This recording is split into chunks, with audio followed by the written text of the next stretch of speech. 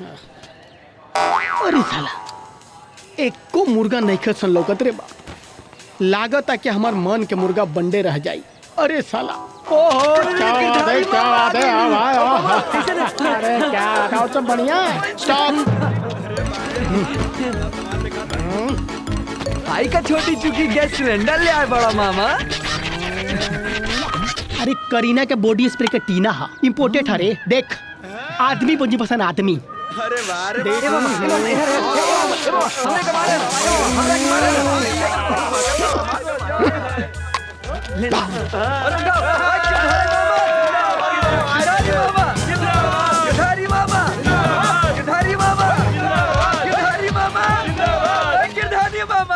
देखा भैया बड़ा गजब के शहर बा मुंबई। दिमाग में गर्माहट और दिल में तरावट आ जाला।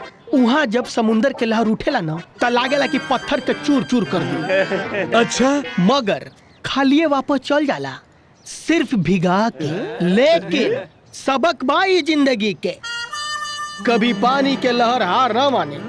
बार बार प्रयास करेला बार बार आके टकराला चट्टान से कि तोड़ दे मगर ना तोड़ पावे। और उहे समुंदर के लहर के छींटा जौना बिल्डिंग पर पड़ेला ओकर नाम पूरा दुनिया जानेला होटल ताज। तोहर आपन बा भैया? अबे हम ओकरा में मैनेजर हई। आ मुंबई में मैनेजर के मतलब मालिक होला। हमरा हिया पैसा बोरी में भराला बोरी में अनगिनत आवेला। हई देखत अरे देख ई तो सोने जैसन लागत बा। हाँ, अमेरिका से 1.5 लाख में लाइल बानी। हई ड्रेस देखत अरे हई ड्रेस ई भी लंदन से लाइल बानी पूरे 2.25 लाख के। ई गर्मी में ठंडा रखेला और ठंडा में गरम। भैया तब तो बरसात में छतरियों के काम करत हुई ना। हाँ बिल्कुल। और हई देख मोबाइल एकरा ना टीपे के जरूरत बा ना छुए के जरूरत बा। खाली मुंह से बोला नी सल्लू तू बोलेला ओने से हल्लू। एकरा में पूरे लागल है 3 लाख रुपए। तू तो चलत फिरत एटीएम मशीन बड़ा भैया। तारा डर ना लगेला का?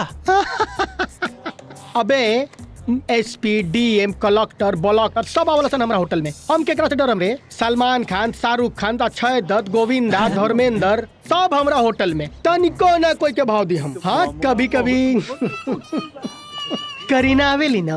सच में करीना कपूर कैसे लगेली? मकई के ढाढ़ा जैसा लगेली। आओ कैसा लगेली? पागल बहुत खूबसूरत। ऊपर से इतना बढ़िया बिया ना नीचे से तोर माई के आँख के ऑपरेशन करैले रे। ना भैया ना भाई। तब पहले माई के आँख के ऑपरेशन कराओ तब करीना के अंटीना कपार पर बांध के घूमिए।